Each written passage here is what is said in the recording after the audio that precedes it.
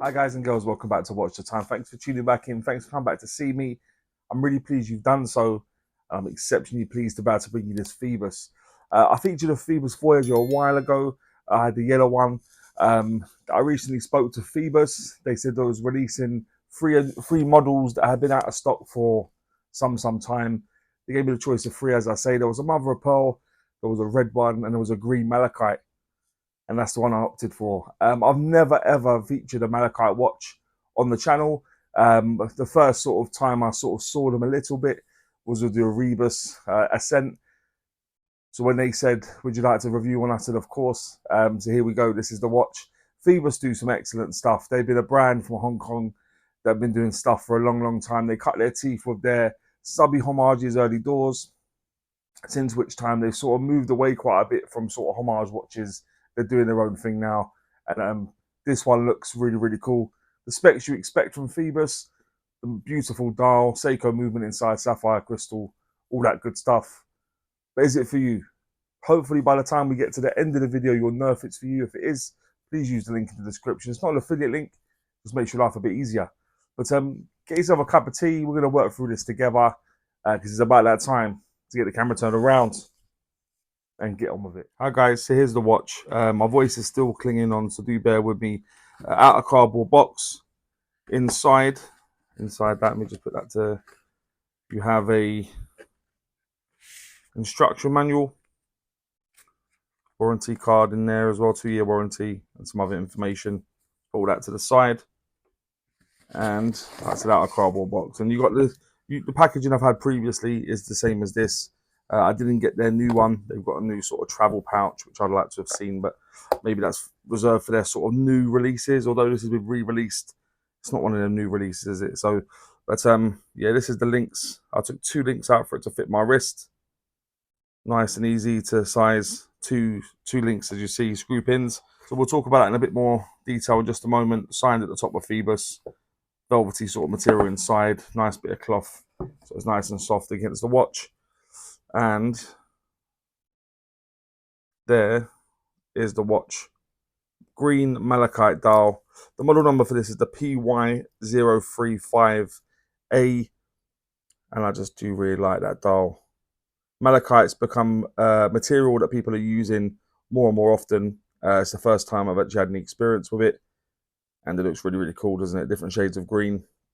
So yeah, the PY035A, also known as the Phoibos Voyager. Inside this watch, it's running a Seiko NH35 movement. I'll bring some information up about that movement now. Yeah, what can I say, guys? I won't spend a whole lot of time talking about the movement. You'd have seen it before. 21,600 beats per hour, 24 joules, 41-hour power reserve. There's a good reason this movement's used in lots of microbrands and stuff, is just because it's quite unaffordable, very reliable, which is a very good combination. So yeah, Seiko NH35, also as a 4R35 with an actual Seiko watch. The construction of the watch, aside from the crystal and the bezel insert, is all 316L stainless steel. So the case is brushed. The bracelet is predominantly brushed as well, but you have got some polished center links for a bit of a contrast against the brushed elements. Fully milled clasp, all 316L stainless steel. Brushed, has got a polished edge going down each side of the clasp. Solid end links, and the case back is also deep etched, and if I can get it to focus, that is, there we go, with the logo and all brushed as well. So yeah, very tooly in aesthetic, which made me quite surprised to see the polished elements in the center. Does it go? I'm not really sure. But yeah, 316L stainless steel construction throughout. The case thickness of the watch is 14 millimeters. I know, yeah, quite thick. I wasn't expecting that, to be honest. I was expecting it to be a bit thinner. But yeah, 14 millimeters. The case diameter, I measured from the 8 to the 2. It was coming at 38.9 millimeters. And when you go from the 9 to the 3, including the crown, it's coming at 42.1 millimeters. The lug width on this is 20. That does taper down to 18 and back up to 20.5 at the clasp. I'm getting a few of them at the moment where they are a little bit off. And the lug to lug, tip to tip of the watch is 45.1 millimeters. Does overhang a little bit with the when links to the center link. So yeah, it goes up to about 50, but there we are. That's the proportions of the watch. The bezel is a ceramic bezel. The lume pip at the 12 looks a bit like a Tudor, doesn't it, in terms of how they've done it? But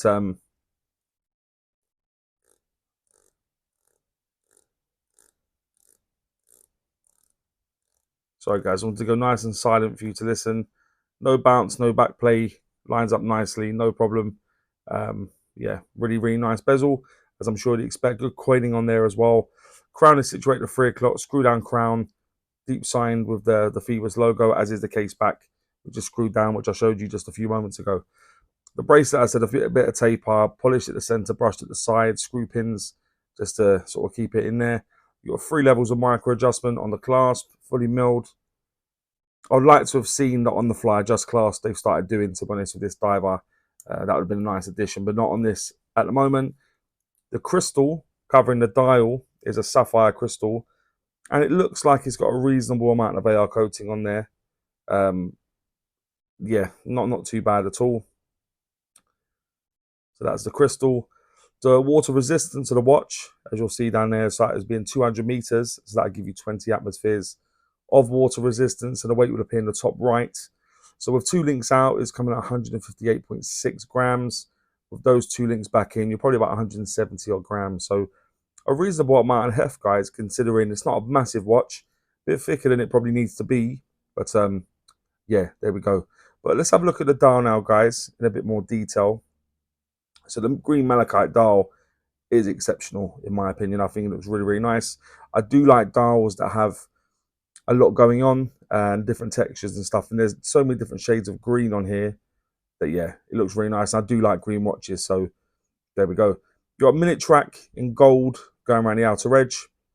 Inside that, you've got applied elements or applied battens everywhere, sort of sword shaped, if you like, everywhere except for the 6 o'clock position, which is making way for the date.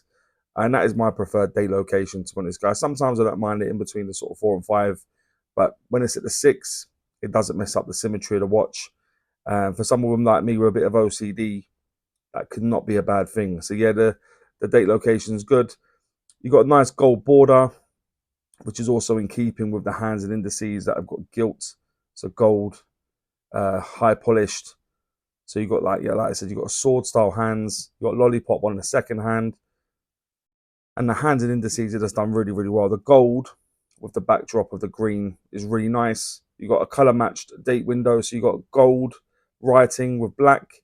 You've got gold. The Phoibos logo has been printed onto the dial, also in gold, which is nice again for consistency, continuity, and stuff. Just above the date window, you've got automatic in red writing, and you've got 200M again in gold. Where the minute track is, you've got numerals every 5, so yeah, 5, 10, 15, and that's in gold as well. So again, nice bit of continuity. The lume on this is very, very good. I'm sure you didn't expect anything else. So yeah, the lume has been done very well. Very, very impressed with the lume, to be honest, guys. Phoibos watches, I've had a few. The lume does tend to be good. So I'm not saying I'm surprised, but it's just good to see that they have remained consistent. And like I said, I just quickened it up for a couple of minutes, but yeah, very good lume. The movement comes inside the Seiko NH35, which I spoke about before. If you take it out to the second position, it hacks. You put it back in, it will start back up again. You turn it away from you, you can charge it. You put that to the first position. You put it towards you. As you can see, the date is changing down there. And if you want to put it all the way out again, you can change the time. I'll scroll through to see when the date changes over. Just about 5-2. We'll take that all day long. That's not bad. But let me just put it back to sort of this sort of position for now and screw up the crown. And like I said, I'm doing this with gloves on, guys. So the fact that it's so easy is testament to the sort of craftsmanship and tolerances of the watch in terms of the crown and the bezel and stuff. But let me just quickly put it on my wrist in studio conditions, give you an idea of what it looks like on my wrist. Give me one moment, guys. Okay, so guys and girls, this is what it looks like on my wrist. My wrist is just above a 7-inch wrist for your reference. And you will see just how it sort of hugs my wrist. Looks really, really nice, in my opinion. I'm not using any levels of micro adjust at the moment. So, yeah, there we are. Okay, so that'll now take me swiftly on to what I think is pants and pucker about the watch. If you've ever watched before, you not always start with pants.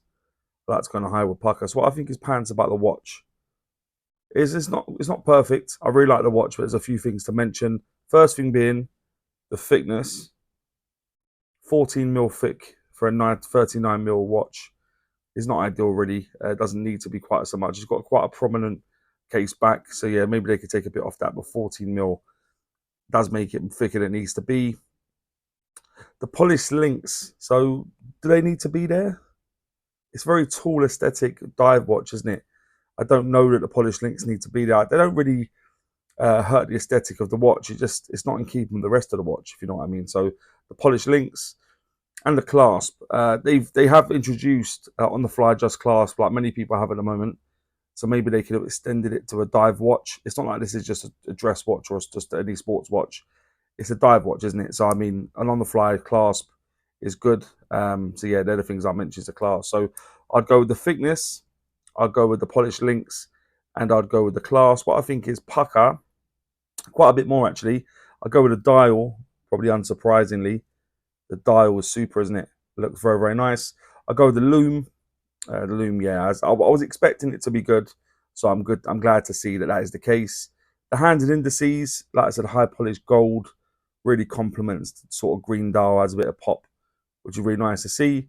The date location, yeah, the date location being down there is nice. Looks pretty well centered in that date window as well, which is nice to see. The bezel, as I said, the bezel, no bounce, no back play.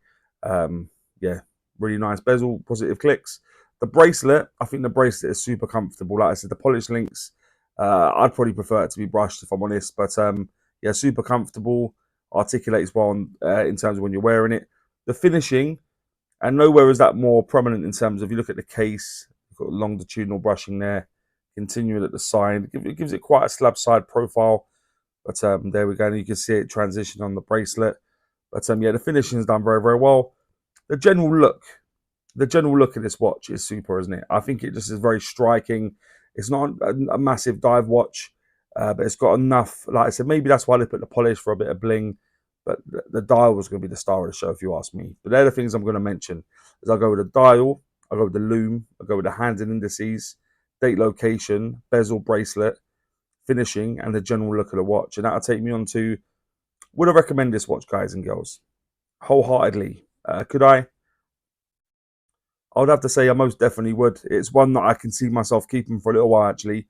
I think it's really, really cool. I do like the green Malachite dial. I've got nothing in like that. I've got a San Martin Aventurine, which is a little bit different, but yeah, it's a really cool dial.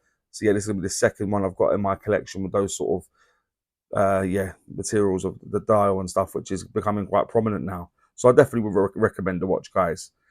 But please let me know what you think about this watch, more importantly.